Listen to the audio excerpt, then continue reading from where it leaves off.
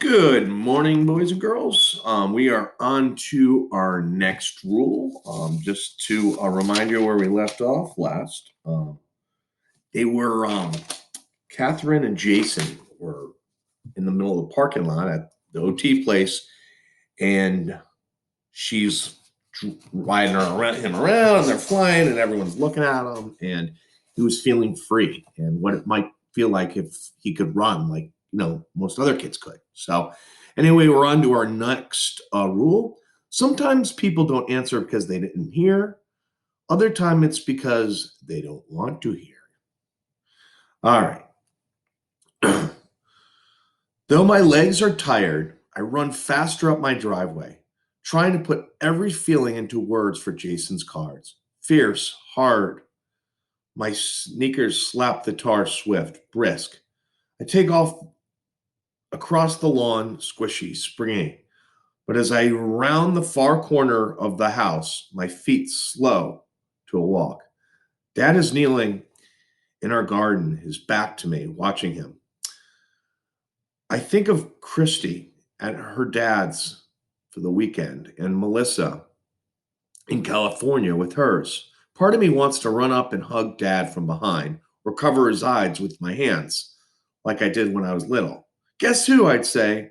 And he'd guess everyone but me, even though we both knew he was pretending because he'd give impossible answers like Queen Elizabeth or Little Bo Peep. Before I can decide what to do, Dad spots me. Look, Kath. He twists a ripe tomato from the vine and holds it out to me. Isn't this beautiful?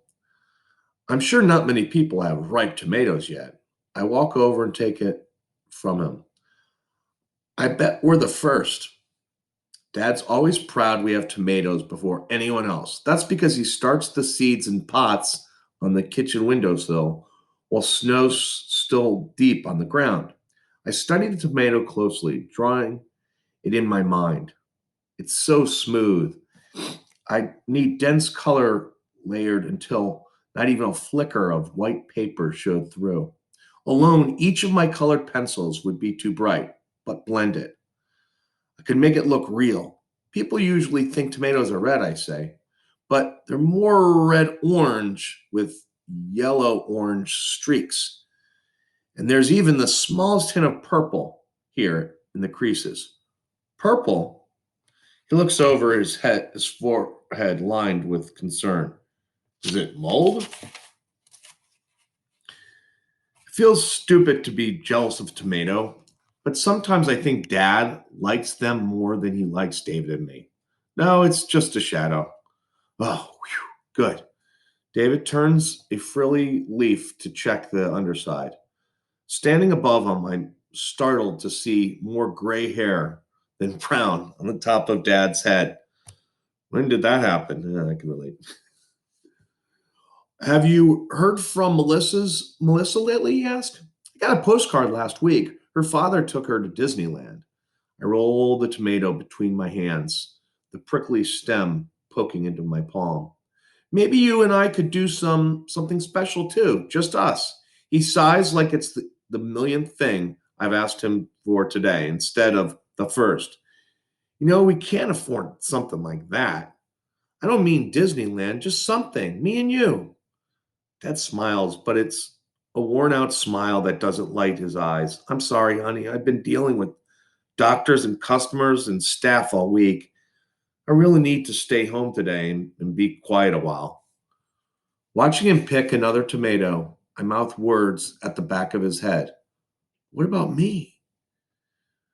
Maybe we could cook spaghetti tonight. He places his tomato with the others in his basket. These would be make for great sauce. Before I can answer, Mom yells, "It's 3 o'clock!" Dad frowns at his watch. I'd really like to finish up here first, he calls to her. It's almost done. In the kitchen doorway, Mom crosses her arms over her stomach. David has his shoes on already, and I have paperwork to do for my meeting on Monday. I'll be there in a minute, Dad shouts. The sound of Mom slamming the kitchen door makes me cringe.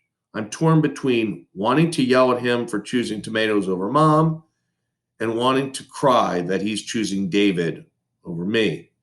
Maybe we could go to the mall. You heard Mom. I have to take David to the video store. Do you want to come with us? No, thanks. Maybe we could do something afterward. Someday soon, he says, I promise. I drop my tomato in his basket with the others. I know he's just promising to stop me from asking again. Walking away, I turn once to check if Dad's watching me go. Look for me, staring at the back of his head.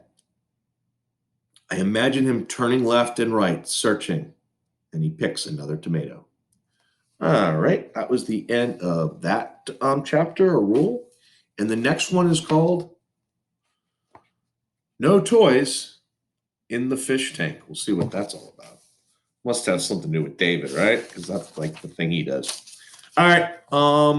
Remember, today we have our response sheets are due, so make sure they come in. All right. Take care.